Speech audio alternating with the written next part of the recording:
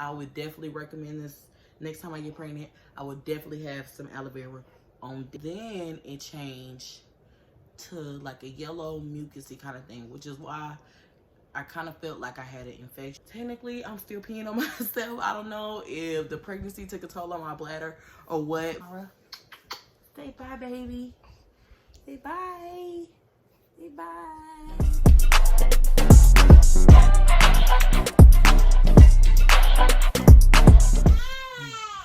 Okay. Come on. Come on, mama. Come on, mama. Come on. You want to do a thumbnail? Say cheese. Give me kisses. Hello.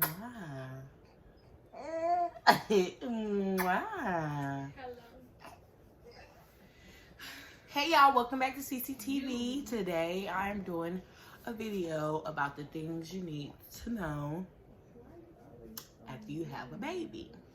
So the first thing is obviously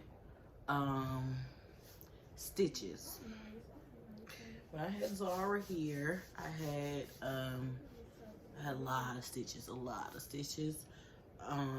and so I had to do a lot of care so that the stitches won't get infected. The first thing you need, well, the hospital's gonna give you a period bottle. Some people buy their own, but it don't need to be fancy. You just gonna use it every time you go to the bathroom. You put water. You could be cold water, hot water. I prefer warm water because if it's cold water, your vagina is going to hurt. So, mainly when you first, right after you have a baby, the first time you go to the bathroom, you're gonna want to use this because when you pee, it's going to burn. So this water helps cleanse the blood from the area, and it also helps you from burning while you urinate. And so, this to help cleanse because you don't want to keep blood in there because your stitches can get infected. I don't know if they give this to moms that don't have stitches, but it was given to me. The next thing you will get, that I got at the hospital, was Dermaplast. They say it's like a numbing spray, but it really didn't numb anything for me. I really don't even think it's made for the vagina, but they give it to you in the hospital, so I'm pretty sure it's safe. But they don't give you enough, so you can buy these at Walmart, and they really don't last that long. So you probably will need to buy more of these. This is just to give you a little relief. They say it numbs the area, but to me, I didn't feel it numbing at all. The next thing you're gonna need is ice packs. I don't use ice packs anymore because I am 6 weeks postpartum. But I did use ice packs until I was like 3-4 weeks postpartum. Ice packs are amazing, especially if you have stitches or you have pain in the clitoral area. I don't know if I can say that, but that's what you'll need ice packs for. So that's all you really need right at the beginning. Ice packs, you can buy ice packs, but the hospital, they literally just opened up a regular diaper and put ice in it, and that's what I did. Or you can have a pad. You can get a pad and you can pour witch hazel and aloe vera on it and put it in the freezer and use that. I did that for a while, but then I also used I think I used Tuck's cooling pads, and I stopped using that also because I realized that the witch hazel was irritating my skin and it was causing severe itching. So I had to stop using witch hazel altogether, and I just used aloe vera. Every time I went to the bathroom, I used my Dermaplast and my aloe vera. I put it in my pad, which is almost gone now, but I'm getting to the point where I really don't need it anymore. But aloe vera will help your healing. It'll make the numbing spray a lot cooler, so it's It helps keep the moisture down there, because when it gets really dry, you get very itchy and irritated. So for me, aloe vera helped a ton. I would definitely recommend this. Next time I get pregnant, I would definitely have some aloe vera on deck. Other things I did to help with stitch pain, I took a lot of warm baths. That is number one. The doctor also prescribed me ibuprofen, and I didn't really use it much because I didn't want to be too dependent on ibuprofen, because in the past, I was never an addict or nothing like that, but in the past, like for periods and things, I tend to overuse ibuprofen, like just so I don't feel anything at all. And I didn't want to do that because I was trying to breastfeed. So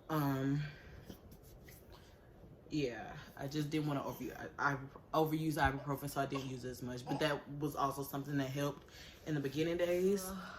I would like to say that, and I'm going to talk about this more on the things that I'll tell you about being a new mom, but I want to let you know that the people that you see on Instagram and YouTube that just have this amazing snapback,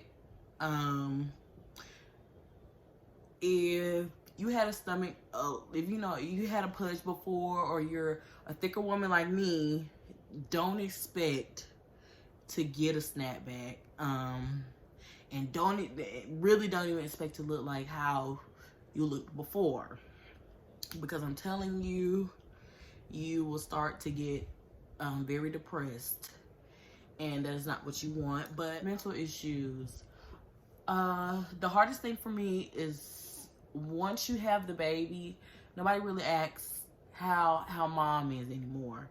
It's all about, baby Zara here.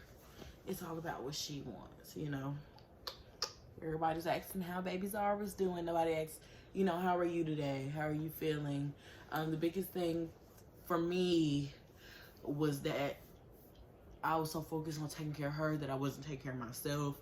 I'm still not getting enough sleep.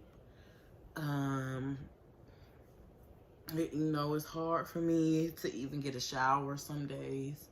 It's just, I have a lot of help, but my baby does cry a lot. So, it's hard to get people to watch her for long periods of time. Is basically what I'm trying to say. Oh, I'm leaking. Mommy's leaking. You need to understand that once you have the baby, it's going to be all about the baby. They're not going to ask about how mom is anymore.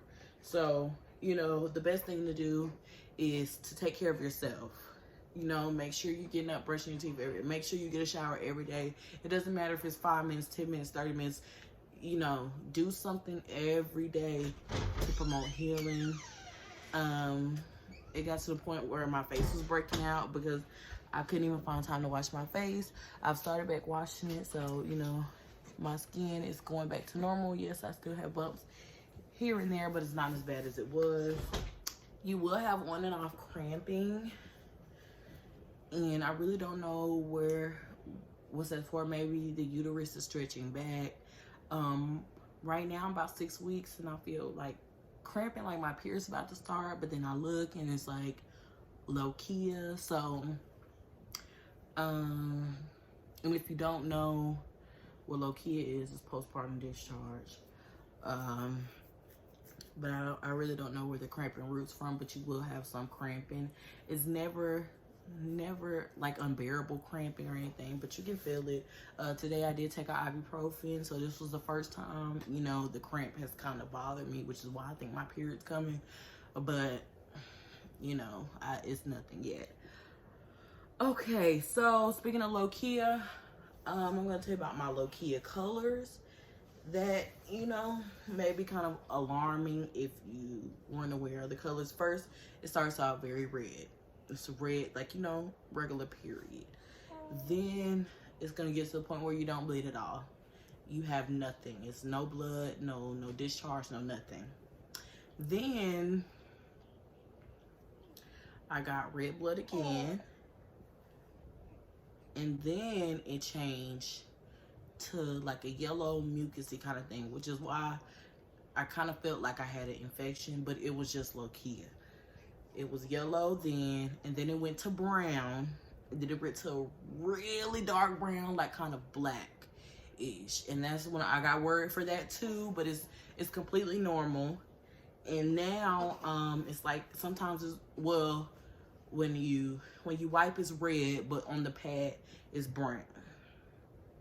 I would also advise that you buy plenty of pads, because I've been wearing a pad every day since I gave birth, and that's just simply because, you know, you bleed on and off, you have discharge on and off, and you never want to be, you know, without one. So I think in my weird pregnancy symptoms, I told y'all that I peed on myself a lot, and technically I'm still peeing on myself. I don't know if the pregnancy took a toll on my bladder or what, but yeah, I still pee on myself. And maybe that's something I'll forever have to deal with. I'm not sure, but as of now, I still pee on myself. When I'm laughing, sneezing, anything, a little pee does come out. TMI, I know, but you got to know. Oh, the hardest thing for me was getting away from pregnancy habits, especially my eating habits.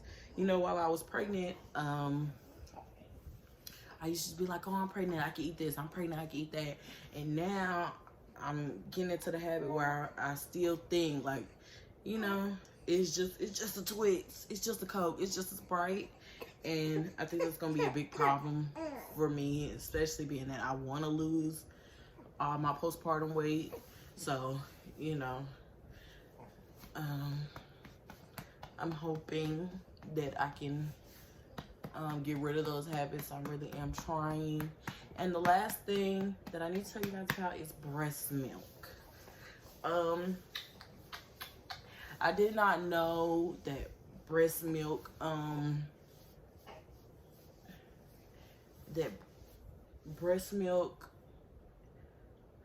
okay, I didn't know that what you eat decides how much breast milk you get. Okay, if you're not eating right, if you're not drinking a lot of water, your breast milk will be very slim to none. When you drink your water, you eating right, you eating fruits, vegetables, you will see a difference in your milk supply. I really did not know that, but now, you know, I can tell the difference. I know when I've been eating healthy. I know when I wasn't eating so good, because I could tell in my milk supply. Like, you know, a day ago I didn't drink any water at all, and I know it's bad. I know, and I could tell because my nipples didn't leak at all. Now, today I've drunken, well, I haven't drunk much, but I've drunken half of this, and I'm already leaking. So, you know, it's just a sign that I'm doing what my body needs to produce milk. So, that's just a thing to keep in mind, you know, a little trick to see, you know, if you're doing what you're supposed to be doing. But that's the end of that video. My next video will be about things they do not tell new moms, and I would like y'all to stay tuned for that, because it gets real. Thank you all for watching. Say bye, Zara. Say bye, baby. Say bye. Say bye. I will also be posting a video of the homemade photo shoot that we did, so stay tuned for that. I want you all to like, comment, subscribe, and we'll see y'all in the next video. Bye.